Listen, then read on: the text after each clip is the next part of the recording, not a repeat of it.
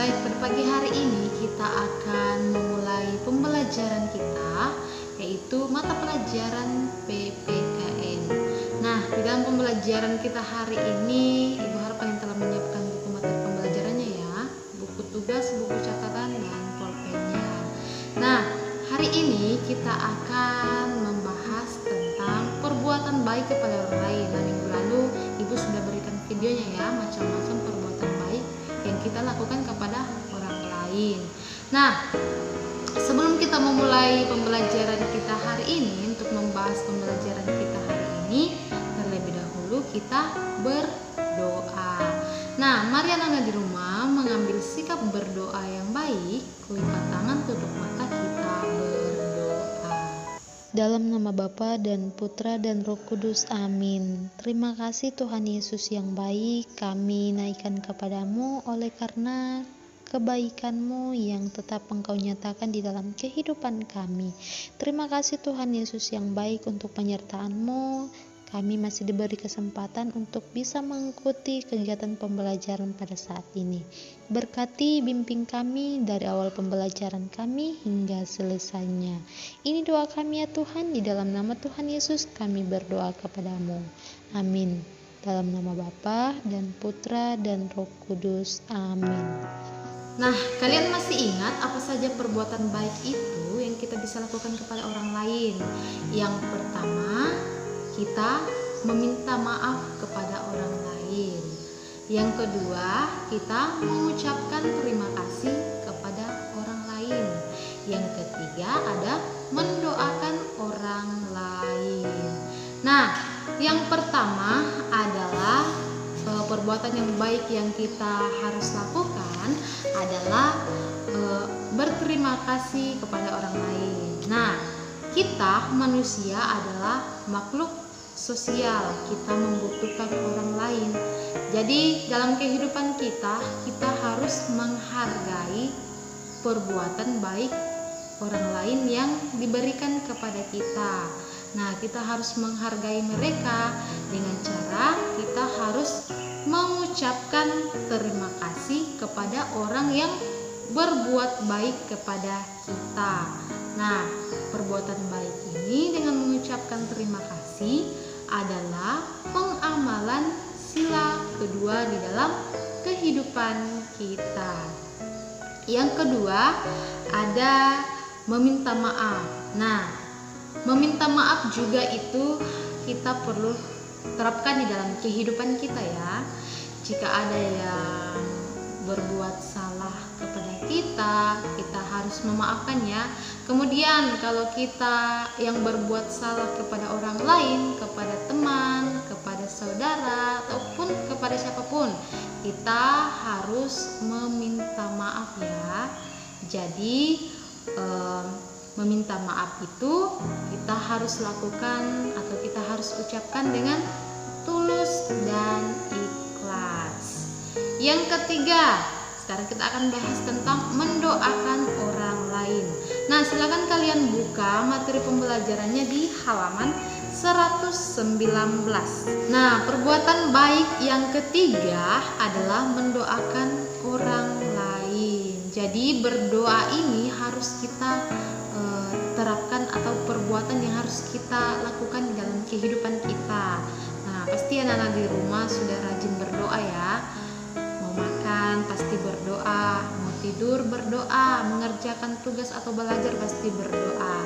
Nah, saat kita berdoa, kita juga harus mendoakan teman-teman kita, keluarga kita, ataupun saudara-saudara kita. Nah, kita mendoakan teman kita yang sedang sakit. Nah, kita berdoa agar teman kita bisa cepat sembuh. Kemudian kita mendoakan ayah ibu kita agar selalu diberi kesehatan ya. Kemudian jika ada keluarga kita yang keluar kota, kita juga harus mendoakan agar mereka bisa sampai atau selamat sampai tujuan. Jadi perbuatan untuk mendoakan orang lain juga perlu kita terapkan dalam kehidupan kita. Nah, mendoakan orang lain itu merupakan pengamalan sila pertama dan kedua di dalam Pancasila. Nah, coba kalian perhatikan di halaman 119 di situ ada cerita ya. Di sini bacalah cerita berikut dengan seksama. Kemudian mengerjakan soal-soal yang ada di bawahnya. Di sini ada cerita mendoakan kakak. Nah, coba kita baca bersama-sama ya. Setiap pagi, Fitri dan kakaknya diantar ayah ke sekolah. Pagi itu, kakak berangkat lebih pagi karena akan mengikuti ujian. Ayah akan mengantar kakak pagi ini sehingga tidak bisa mengantar Fitri. Fitri tidak marah. Fitri turut mendoakan kakak agar dapat mengerjakan ujian dengan baik. Fitri juga mendoakan kakak agar mendapat nilai bagus. Nah, coba kalian perhatikan soal di situ bagian A sampai C. Apa pendapatmu mengenai sikap Fitri? Jadi setelah kamu membaca cerita ini, bagaimana pendapat kamu tentang sifat Fitri? Nah, sifat Fitri itu dia baik ya. Iya, dia baik. Dia tidak marah. Justru dia melakukan perbuatan yang baik karena dia mengutamakan kakaknya. Dia justru mendoakan kakaknya agar mendapat nilai yang bagus. Nah, soal bagian B. Di situ, apakah Fitri sudah mengamalkan sila-sila Pancasila? Jelaskan. Nah, jawabannya sudah ya. Karena yang pertama dia berbuat baik, dia tidak marah-marah, justru dia mengutamakan kakaknya. Kemudian yang kedua, dia tidak bersikap egois, ya, tidak mementingkan diri sendiri. Kemudian bagian C, apa yang akan kamu lakukan jika kamu menjadi Fitri? Nah, coba posisikan diri kamu jika menjadi Fitri dalam cerita kita. Nah, tadi kan ayah tidak bisa mengantar ya, karena ayah mengantar kakak Fitri yang akan mengikuti ujian. Nah, sikap kita harus berangkat sendiri ya, berangkat sendiri ke sekolah meskipun kita tidak diantar. Nah, untuk nomor 2, apa manfaat berbuat baik kepada orang lain? Jadi manfaat apa yang kita peroleh jika kita berbuat baik kepada orang lain? Tentunya kita dihargai orang lain.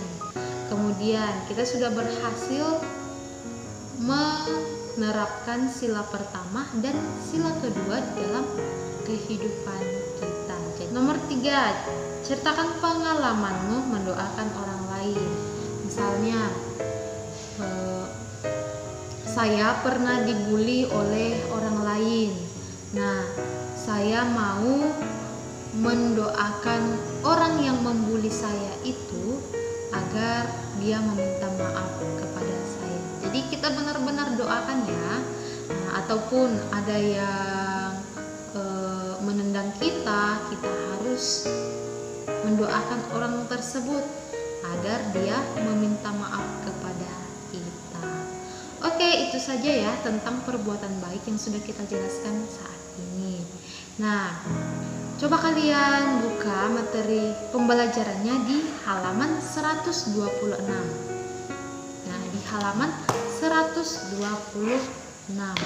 Nah, di situ ada soal ya, kalian kerjakan.